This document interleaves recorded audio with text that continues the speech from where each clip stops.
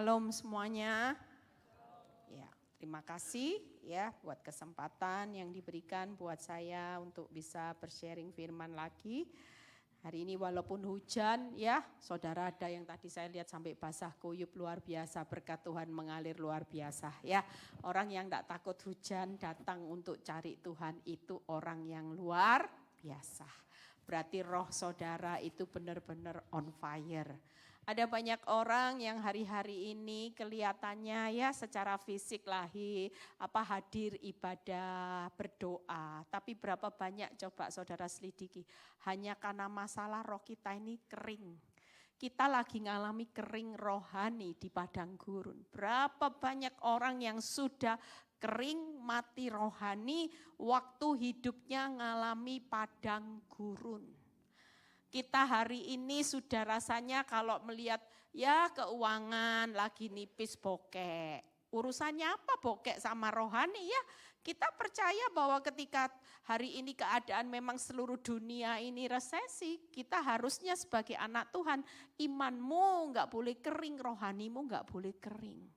Justru setiap kita ketika dunia resesi, kita harus punya iman rohani yang kuat. Kita berkata, buat anak Tuhan tidak ada resesi, yang ada resepsi bersama Tuhan. Karena kita punya Tuhan yang jauh lebih besar dari setiap masalah apapun.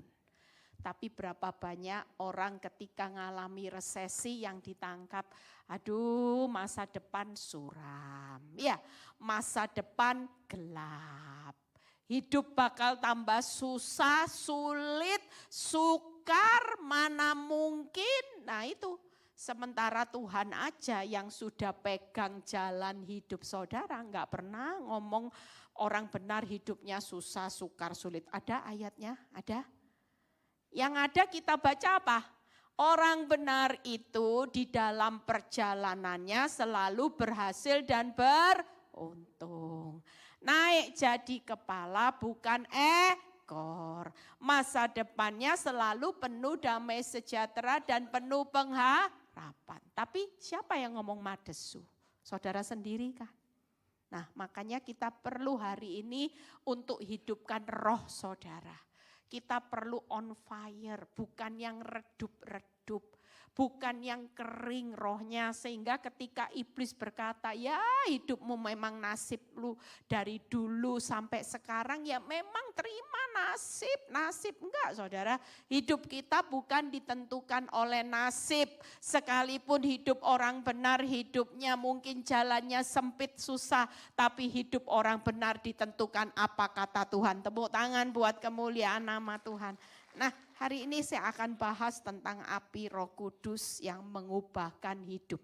Kita percaya barusan kita merayakan kenaikan Tuhan Yesus di mana dia tinggalkan rohnya buat saudara ya di Yohanes 14 ayat 16 yang berkata, aku akan meminta kepada Bapa dan ia akan memberikan kepadamu seorang penolong yang lain supaya ia menyertai kamu selama-lamanya.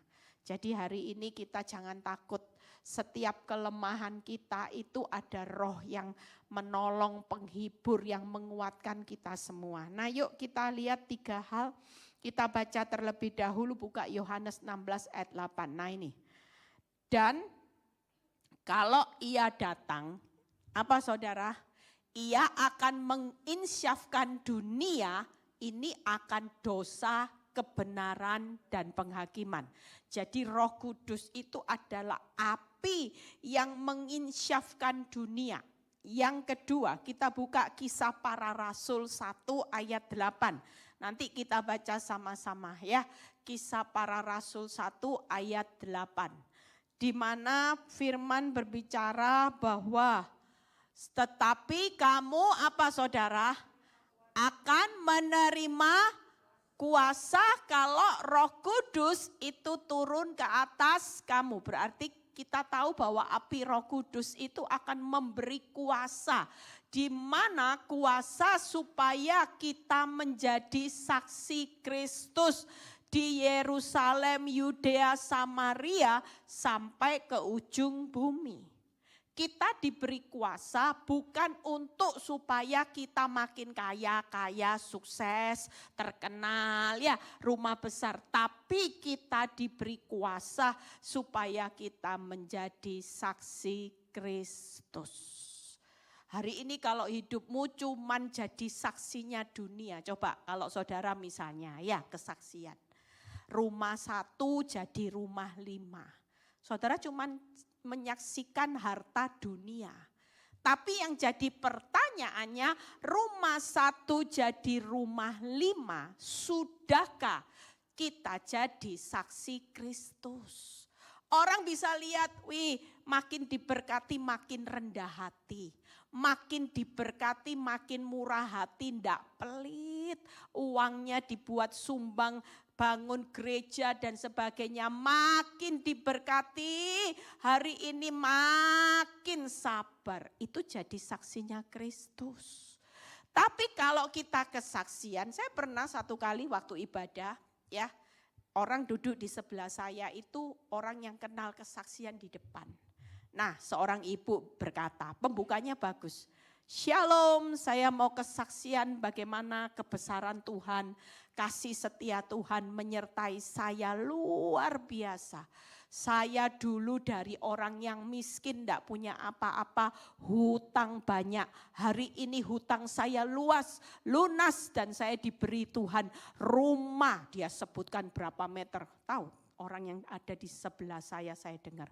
Percuma, saksi, tambah kaya, tambah sombong, pelit, hidupnya, kualak, jahat. Saya dengar loh saudara, sampai saya bilang ini, ya ampun.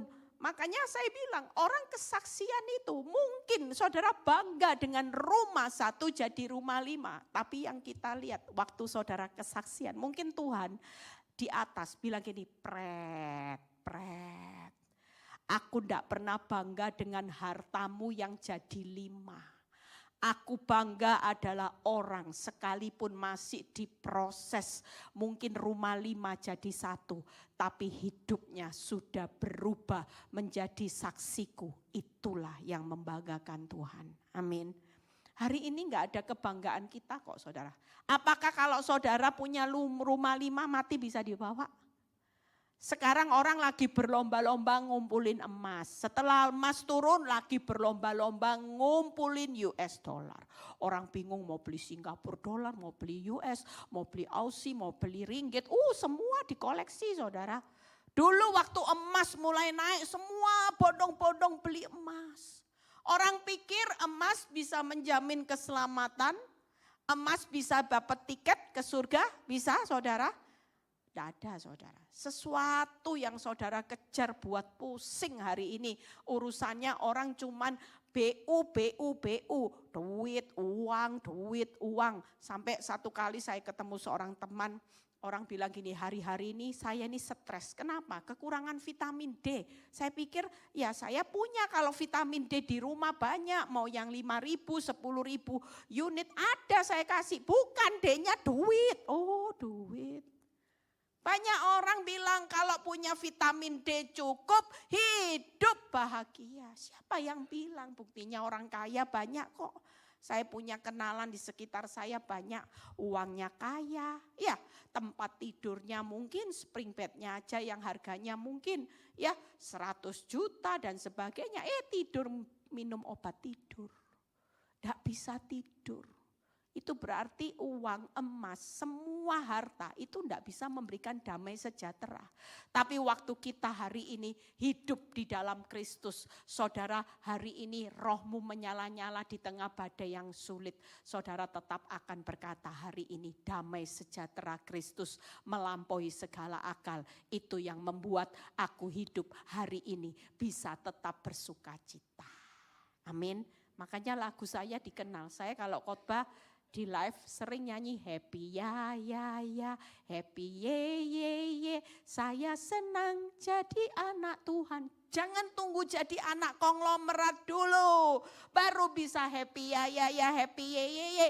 Kita sudah punya Tuhan. Raja di atas segala. Raja yang melebihi konglomerat dimanapun yang ada di dunia ini. Tepuk tangan buat kemuliaan nama Tuhan. Yuk kita lihat yang berikutnya. Ya, jadi saksi Kristus. Yang berikutnya, yang ketiga. Bagaimana Kisah Rasul 2 ayat 41. Lihat ya, Petrus itu orang yang nyangkal Tuhan Yesus 3 kali.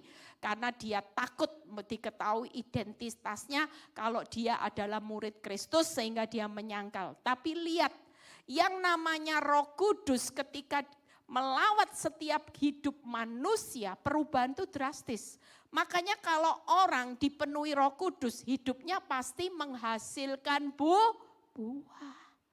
Kalau hidupmu jadi orang Kristen ya, dari dulu, sekarang, dan saudara enggak pernah berubah, berarti ada something di dalam hidup saudara. Cek rohani saudara. Banyak orang tiap bulan cek kesehatan di lab, kolesterol, trigliserid, ya darah kental, semuanya dicek. Tapi berapa banyak kita sering check up rohani. Sering kali kita ini tanpa kita sadari, sekalipun saudara jadi orang Kristen sejak lahir, KTP Kristen, ada banyak orang yang hari-hari ini ngalami kering rohani, bahkan mati rohani, hidup cuman flat, ikut Tuhan ya sudahlah.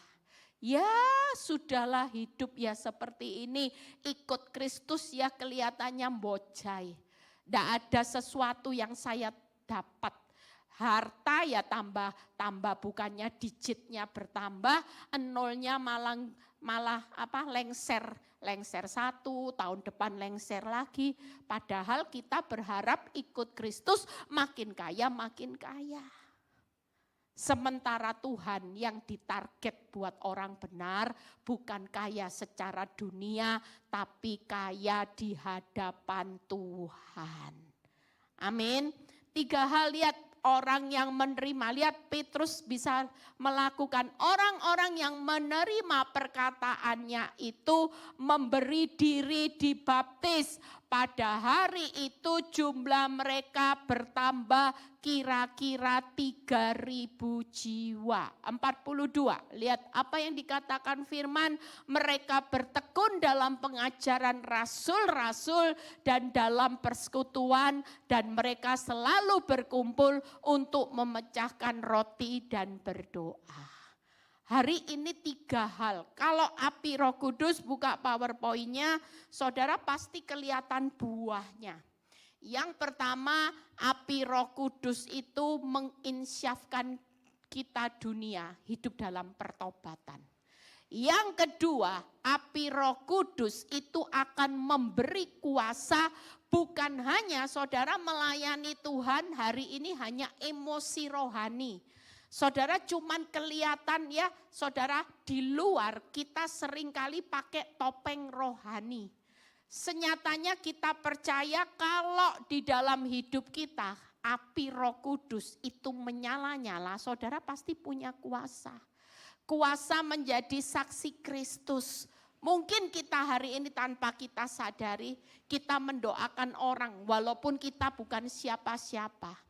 Tapi karena kita mengaktifkan Roh Kudus di dalam hidup kita, kita diberi kuasa. Saudara percaya waktu pelayanan kita pertama kali, saya dan mama saya, dulu waktu saya belum bisa khotbah, ya, enggak berani ngomong, bicara gagap. Saya enggak berani tampil untuk berkhotbah, bersaksi, enggak berani. Tapi Tuhan panggil kami dipercayai sebagai sahabat orang sakit. Jadi mendoakan orang sakit di ICU yang sudah terminal akhir ya, yang sudah nafasnya orang kalau sudah mati itu kelihatan loh saudara ya. Nafas itu cuma tinggal 1. Nah itu biasanya penuaiannya gampang. Ketika kita datang kita pasti bilang ini kok, walaupun koma ya, dia bisa loh pendengarannya tajam kok. Kok mau terima Tuhan Yesus gitu, walaupun dengan diselang seperti pakai banyak selang-selang, dia masih gitu. walaupun koma saudara. Makanya hari-hari ini kalau lihat ya, dan saya pernah satu kali pelayanan yang Tuhan percayakan buat kami pertama kali mendoakan orang dikasih pasien-pasien HIV saudara.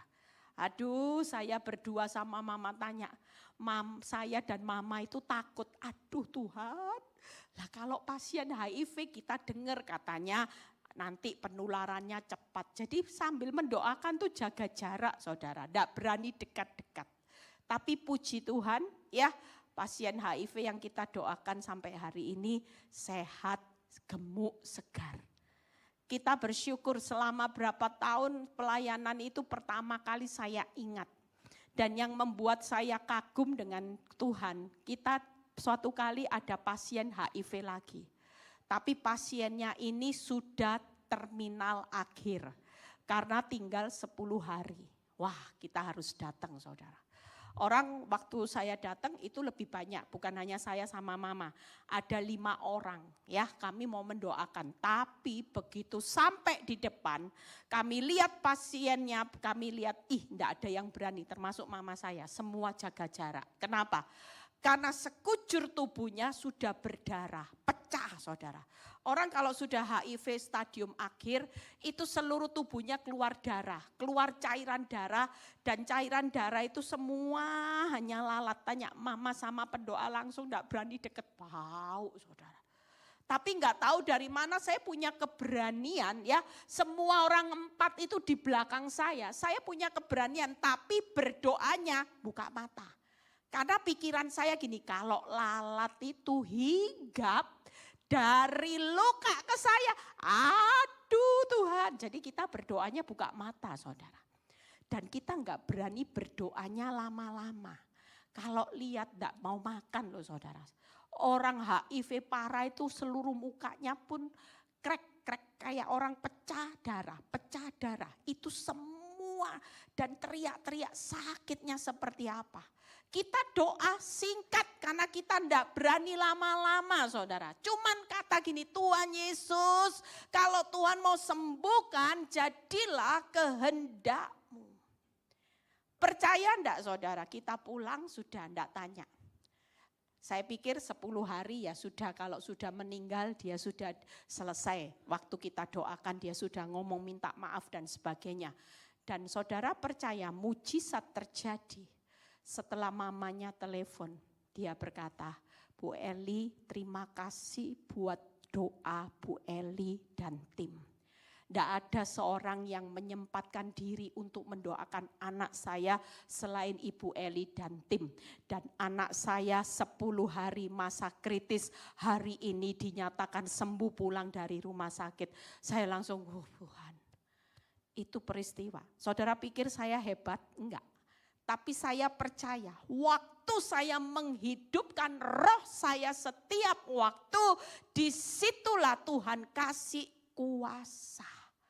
Doanya enggak lama, enggak puitis saudara. Saya enggak berdoa, tanya mama saya enggak berdoa, Tuhan Yesus. Kapuk mati saudara langsung yang kena HIV. Saya cuma bisa doa simpel di dalam ketakutan. Tapi kuasa jadi saksi Kristus. Makanya saudara jangan anggap remeh saudara. Hari ini Tuhan itu berikan saudara kuasa untuk jadi saksi Kristus. Hidupkan rohmu. Kalau lihat tetangga sakit, mertua sakit, doakan. Kita percaya di dalam hidup kita ini diberi kuasa untuk jadi saksi Kristus. Kuasa untuk memberi nasihat yang lemah bisa dikuatkan. Itu karena kita sudah diutus. Nah, yuk kita lihat satu persatu. Hari ini ada api Roh Kudus 3. Ketika kita pulang kita pasti akan diubahkan. Yang pertama api Roh Kudus yang menginsyafkan akan dunia. Yuk baca sekali lagi Yohanes 16 ayat 8 sampai 11. Dan kalau ia datang, ia akan menginsafkan dunia akan dosa, kebenaran dan penghakiman. Akan dosa karena mereka tetap tidak percaya kepadaku. Berikutnya 10. Akan kebenaran karena aku pergi kepada Bapa dan kamu tidak melihat lagi. Yang berikutnya 11. akan penghakiman karena penguasa dunia ini telah dihukum. Saudara dan saya lihat PowerPoint-nya itu. Jadi hari ini api Roh Kudus itu menginsyafkan kita akan dosa. Menyadarkan bahwa manusia yang berdosa, kita hari-hari ini butuh juru selamat. Kita hari-hari ini coba kalau Tuhan Yesus tidak mati buat saudara, siapa yang akan menyelamatkan kita? Kita cuma dari debu kembali menjadi debu, selesai. Tapi karya terbesar itu, makanya kalau kita sadar karya terbesar itu bukan berarti kita ini yang miskin jadi kaya, super kaya, enggak. Buat hidup kita sebagai umat manusia, karya terbesar itu tetap karya keselamatan. Apa artinya kalau Yesus tidak mati buat saudara, kita cuma hidup jadi debu menjadi debu selamanya. Tapi ketika kita hari ini tahu bahwa api Roh Kudus ini membuat kita semangat di tengah dunia yang sedang menuju pada kesudahannya, hidup kita menuju kepada kehidupan kekal selamanya. Makanya kalau kita jadi anak Tuhan, kelihatan 5L itu keterlaluan. Letih, loyo, lesu, lunglai, lemas. Kalau ditanya gimana kabar, ya, nah ini ciri orang yang nggak punya roh yang menyala-nyala. Tapi kalau kita kenal bahwa api Roh Kudus itu menginsyafkan dunia akan dosa kita akan berkata gini, bagaimana kabar? Katanya aku dengar-dengar kamu bangkrut ya. Nah, kita tetap jawab, iya memang realitanya bangkrut. Tapi kan kehidupan ini bukan ditentukan oleh bangkrut. Kehidupan kita tetap ada Tuhan. Jadi walaupun bangkrut, di balik bangkrut, kuasa Tuhan sanggup memulihkan bangkrut untuk pulih kembali. Yang penting hidup kita hari ini semangat karena kita tahu final destination hidup kita jelas. Kita sudah punya rumah kekal bahagia selama-lamanya. Tepuk tangan buat kemuliaan nama Tuhan. Itu kabar sukacita. Orang dunia mau kaya, mau tajir melintir, enggak habis 7 turunan, mati bisa dibawa. Apakah enggak habis 7 turunan itu bisa menjamin keselamatan? Enggak kan? Yang ada lihat kisah Lazarus sama orang kaya. Berapa hari yang lalu saya khotbah, saya bilang gini, lihat ya nanti kalau kita renungin Lazarus sama si kaya. Nanti kalau kita pulang ke rumah Bapak, kita kaget-kaget. Ternyata di surga ada banyak orang yang seperti Lazarus, banyak di surga. Yang kaya-kaya mana? Hidupnya karena saking enaknya dengan kekayaan, mereka lupa mempersiapkan dirinya baik-baik sehingga mereka ditinggal. Hari ini kalau engkau hidup dalam penderitaan, jangan takut, on fire. Karena kita tahu kita sudah dijamin keselamatan. Berikutnya, hari ini yuk kita lihat bagaimana menginsyafkan akan kebenaran. Karena menunjukkan kebenaran sejati kita sudah punya. Yaitu tetap ada di dalam Yesus. Tidak ada sesuatu yang bisa hari ini membeli hidupmu lunas dibayar. Tapi kita hari ini bersyukur on fire. Karena kita sudah dibayar lunas, bukan angsuran, bukan kredit. Lunas menjadi milik Kristus. Saudara dan saya punya hak untuk menikmati hak waris kerajaan Allah. Itu yang dunia enggak pernah punya, saudara. Kita hari ini walaupun hidup pas-pasan, tetanggamu makin kaya enggak usah ngiri. Kita yang pas-pasan sudah lunas dibayar, itu belum lunas. Kita harusnya tetap on fire, makanya tiap hari happy ya aja sudah lunas loh.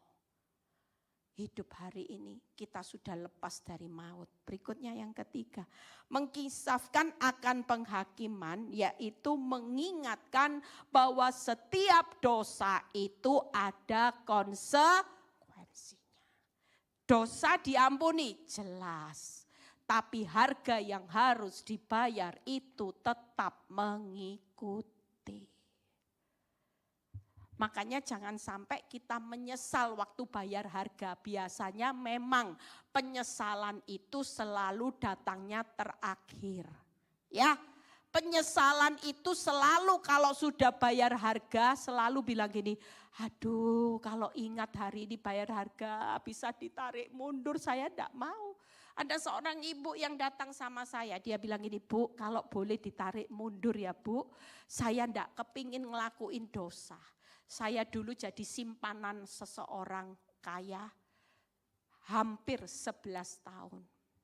Saya hidup di awal dengan berlimpah harta, berlimpah kasih sayang.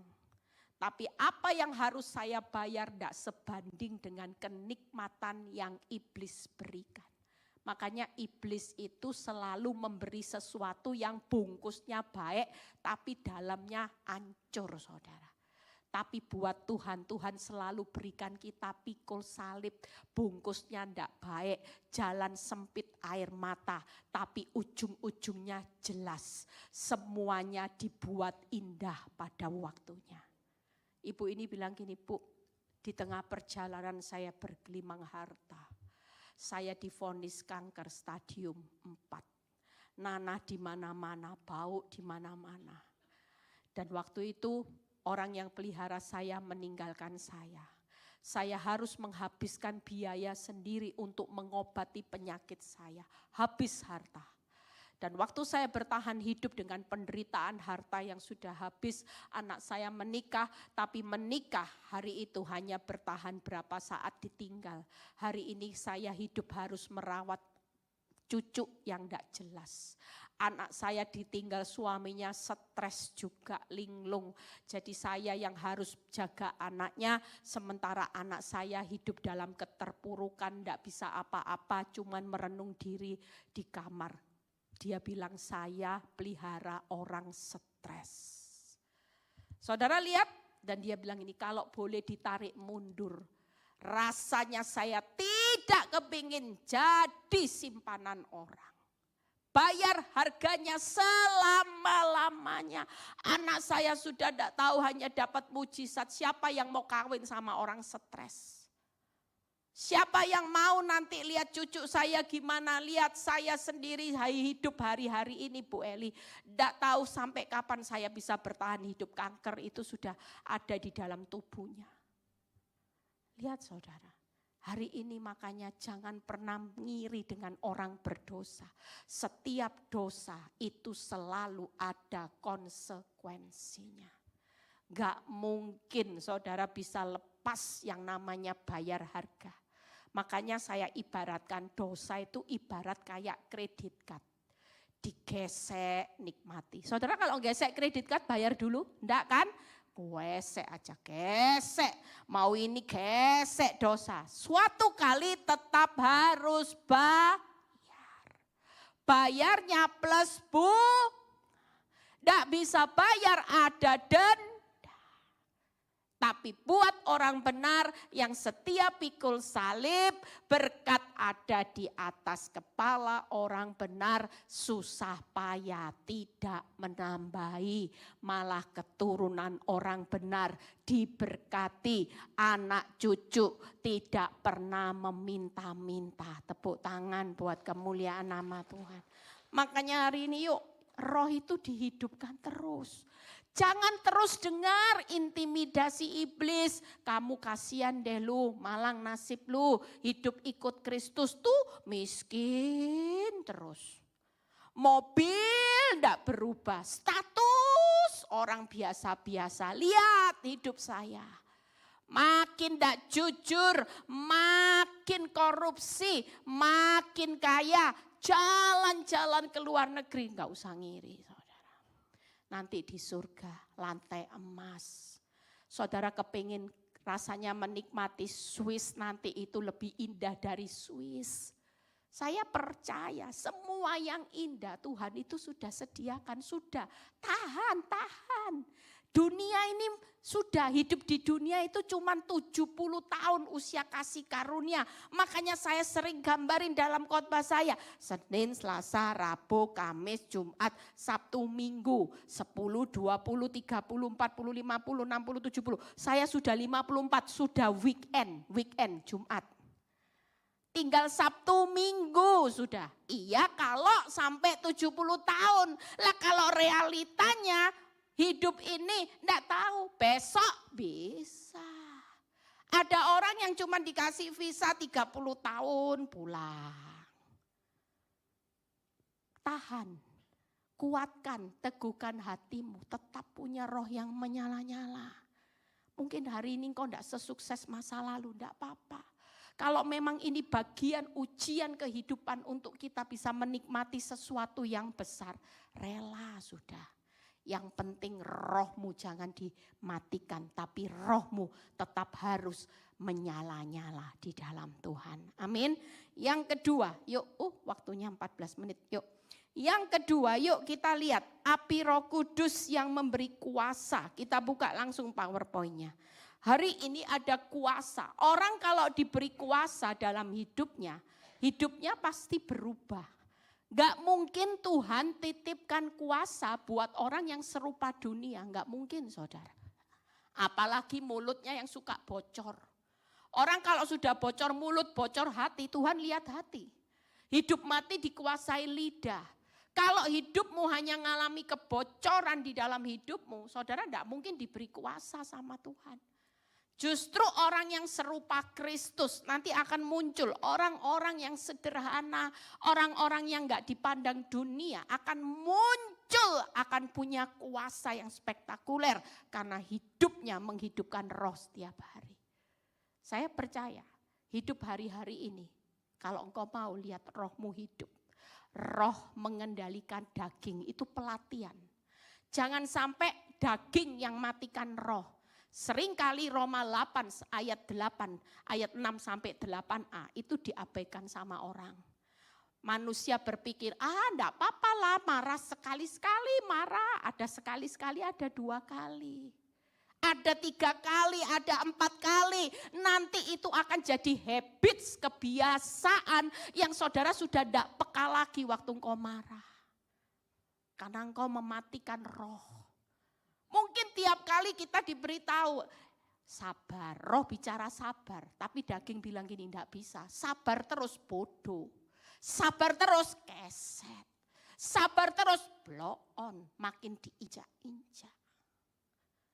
Jujur pelatihan kita tiap hari kita mau matikan daging atau roh yang kita matikan. Kalau roh tiap hari berbicara sabar, itu artinya kita belajar untuk menjadi serupa Kristus. Kalau kita mau bicara emosi, ego, egois tiap hari, berarti kita menjadi serupa dunia, jadi preman. Makanya saya ngajari jemaat saya, ibu-ibu yang dulunya seperti preman bertobat. Hari ini bertobat sudah jadi putri Solo semua. Dulu gagah perkasa, sekarang jadi putri Solo. Iya. Saudara pikir hidup ini ngalami sesuatu, baik suami-suami juga. Yang dulunya suka tidak menghormati istri, memandang rendah istri karena saudara mungkin lebih pintar cari uang. Saudara mulai berubah. Roh itu tidak pernah mengajarkan walaupun engkau seorang suami yang hebat, istrimu walaupun tidak bisa berbuat apa-apa mencetak uang, tapi percayalah roh selalu mengajarkan, hai suami-suami, kasihanilah istrimu. Itu balance, makanya tadi pagi saya ajarin, jangan ada perselisihan, artinya rumah tangga jangan cekcok, tiap hari cocok. Mulai besok suami istri berhadapan wajah, bukan bilang lu lagi, tapi mulai katakan cocok. Tiap pagi jadi ngingetin, kalau mau cecok mulai pagi-pagi sudah diingetin. Terutama kalau punya istri yang cerewet, suami-suami bilang, cocok ya, cocok. Setiap hari, jangan mengurangi jatah berkatnya Tuhan. Hanya karena kita cekcok tiap hari. Karena Mazmur 133 berkata, Tuhan akan memerintahkan berkat kehidupan selamanya buat orang-orang yang bisa diam rukun bersama. Saudara mau diberkati rumah tangga, syaratnya perkecil yang namanya cekcok. Mulai sekarang bangun cocok.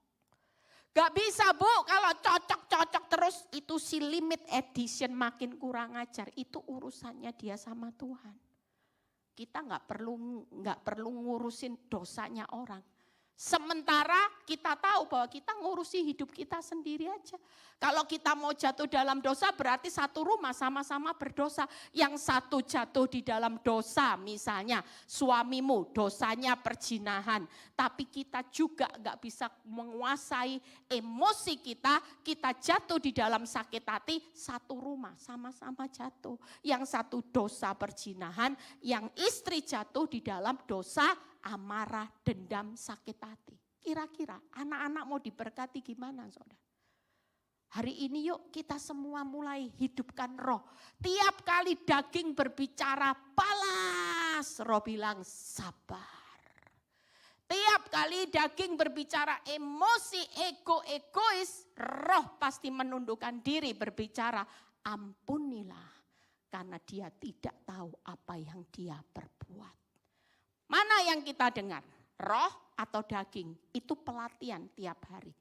Berikutnya, yang pertama hidup makin serupa Kristus. Yang kedua, orang yang dipenuhi dengan roh pasti berani berkata benar. Banyak orang hari ini ya jadi saksi dusta. Banyak orang tidak berani berkata benar karena takut dengan manusia. Yang ketiga, orang pasti punya kasih dan penguasaan diri. Orang yang dipenuhi roh Allah itu selalu berbicara penuh kasih dan punya penguasaan diri yang baik. Orang kalau hidupnya enggak punya roh yang menyala-nyala, pasti bawaannya apa? Mau marah. Bawaannya apa? Enggak bisa penguasaan diri dengan baik. Diserempet orang di jalan, ya orang buka mata. Kamu matamu di mana? Ya matamu sendiri. Banyak hal yang kita lakukan. Padahal kita ini anak Allah loh. Katanya roh Allah ada di dalam hidup kita. Tapi penguasaan diri seringkali iblis yang mengendalikan. Makanya hari ini suami istri, siapapun baik anak-anak muda, belajarlah untuk punya hidup penuh kasih, penguasaan diri. Supaya ketika rohmu menyala-nyala, hidupmu itu akan diberikan Tuhan kuasa.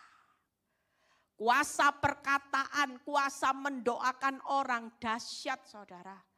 Saya percaya kalau hidup saya enggak pernah melatih kehidupan roh, enggak mungkin hidup saya bisa jadi hamba Tuhan.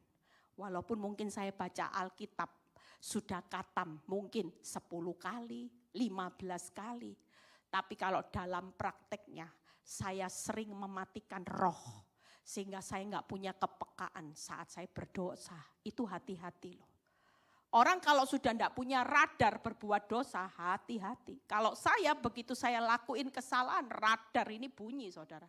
Dalam hati saya langsung tiung, tiung, tiung, tiung, tiung. Ini enggak enak saudara, damai sejahtera hilang. Langsung roh bicara, cepat minta maaf, cepat minta maaf. Jangan tahan-tahan pengampunan. Langsung saudara.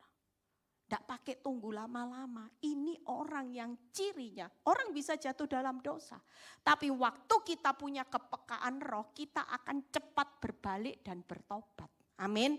Yang terakhir, karya Roh Kudus. Nah ini karya Roh Kudus, setelah itu 1 poin lagi kita selesai. Yang pertama yaitu kita punya kepekaan ya, mungkin ada karya tanda-tanda yang dipenuhi Roh Kudus bisa berbahasa roh. Tapi itu bukan syarat. Ya, saya punya seorang kenalan pendoa. Kalau doa, kenceng saudara. Kalau doa, Tapi kelakuannya amit-amit saudara. Sampai beberapa orang bilang gini, Bu, itu hati-hati loh Bu, pendoa itu mulutnya ember. Mulutnya seperti silet, kalau ngomong nyelekit Bu Eli. Sampai banyak orang sakit hati. Dan suatu kali saya panggil, saya tanya, Bu, kamu ini pendoa? Iya Bu Eli. Berapa jam kamu satu hari berdoa? Saya kalau berdoa Bu Eli masuk dalam hadirat Tuhan 5-6 jam. Wih, saya tanya, Ibu ketemu siapa? Ya ketemu Roh Allah katanya. Ibu ketemu Roh Allah, tapi kelakuan Ibu seperti iblis. Saya bilang, langsung mukanya merah. Kalau Ibu ketemu Roh Allah 5-6 jam. Mulutmu tidak akan pernah nyakiti orang. Mulutmu gak akan dipakai iblis untuk menjatuhkan orang. Kalau kita ketemu Roh Allah 6 jam setiap hari, hidupmu pasti dipakai Roh Allah untuk memuliakan Tuhan. Kaget dia. Jujur, hidup kita satu hari ketemu siapa? Saudara ketemu siapa? Kalau sampai hari ini engkau sudah ketemu Roh Allah setiap hari berdoa, tapi kelakuanmu tidak pernah berubah, tanda tanya, tanda seru. Ketemu rohnya siapa? Itu yang perlu jadi koreksi hidup kita. Yang terakhir, pemain musik boleh buka aja PowerPoint-nya. Hari ini kalau kita tahu ketika kita dipenuhi Roh Kudus itu akan mengubah. Orang yang tadinya takut-takut akan jadi orang yang berani. Petrus itu tadinya ya nyangkal Tuhan Yesus sampai 3 kali. Hidup mungkin, kehidupan kita di masa lalu ketika kita enggak punya roh. Kita bawaannya takut, khawatir. Tapi orang yang dipenuhi Roh Allah itu selalu prinsipnya dia tidak akan takut di dalam lembah kekelaman. Sebab dia tahu bahwa Roh Allah itu menyertai hidupnya. Saudara percaya sampai hari ini di tengah bangkrut, di tengah resesi, di tengah hidup susah. Roh Allah tetap ada buat saudara dan saya. Amin. Dia adalah roh penghibur, penolong. Yang memberikan kelegaan. Karena jujur waktu Tuhan bukan waktunya kita. Tapi lewat Roh Allah yang membangkitkan semangat kita setiap hari. Makanya kenapa kalau saya ditanya orang komentar saya selalu bilang semangat. Karena ciri orang yang dipenuhi Roh Allah hidupnya selalu semangat. Punya pengharapan. Orang kalau sudah enggak punya pengharapan itu pasti cepat mati. Lihat kalau orang sakit enggak punya pengharapan cepat mati. Imunnya pasti turun. Tapi kalau orang hari ini punya pengharapan, imannya akan naik. Kalau imanmu bertumbuh, aminmu akan terjadi. Selama imanmu tidak pernah bertumbuh, aminmu itu tidak akan terlihat, saudara. Amin. Saudara mau hari ini pulang dari tempat ini, bangkitkan roh. Biar rohmu menyala-nyala dan layanilah Tuhan. Jangan sampai hari ini matikan roh hanya karena saudara melihat masalah hutang. Ya, gara-gara hutang tidak selesai-selesai, masalah tidak selesai-selesai, hidupmu juga mati rohani. Kering rohani, capek rohani. Tapi yang Tuhan mau pulang dari tempat ini, kita semua punya semangat rohmu tetap menyala-nyala. Amin, yuk bangkit berdiri, kita percaya semua kehidupan kita nanti orang yang takut akan dipakai Tuhan yang luar biasa. Walaupun hidupmu nanti bangkrut, tidak nutup kemungkinan. Ya, saya adalah orang yang punya pengalaman masa lalu yang pahit sekali. Pernah mimpi enggak? Hidup saya hari ini bisa jadi hamba Tuhan, ya. Bisa tulis buku renungan, bisa jadi ibu gembala di 7 kota, enggak pernah mimpi saudara. Siapa hidup saya? Tapi hidup berjalan membangkitkan roh yang selalu semangat. Bukan karena masalahnya selesai. Semangat karena punya pengharapan kepada Tuhan yang besar. Yuk kita mau nyanyikan satu lagu.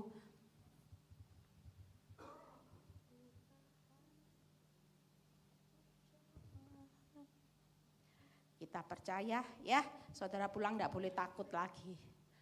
Enggak boleh lagi 5L, letih, loyo, lesu, lunglai, lemas, enggak boleh ya.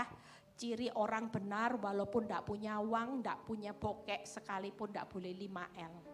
Enggak punya uang, makannya sekarang Bu Eli dulu makan bisa setik, sekarang cuma 3T, tahu, telur, tempe enggak apa-apa. Kalau tahu, telur, tempe ada Tuhan, kita percaya kita bisa melewatinya dengan sukacita. Amin. Itu ciri orang yang hidupnya hari ini punya kuasa. Hari ini hidupmu sudah dibayar lunas. Itu yang membuat roh kita berteriak, thank you Tuhan Yesus. Terima kasih buat karya keselamatan. Terima kasih buat kuasa yang masih diberikan sampai hari ini. Lewat masalah engkau tetap diberi kuasa sebagai anak-anak Allah yang menginjak ular dan kalajengking. Tidak ada kuasa kekuatan musuh yang bisa menghancurkan hidup saudara dan saya. Bahkan kita bukan jadi orang penakut seperti Petrus, tapi kita diangkat sama Tuhan, punya roh yang akan membawa pertobatan hidup jadi berkat buat banyak orang.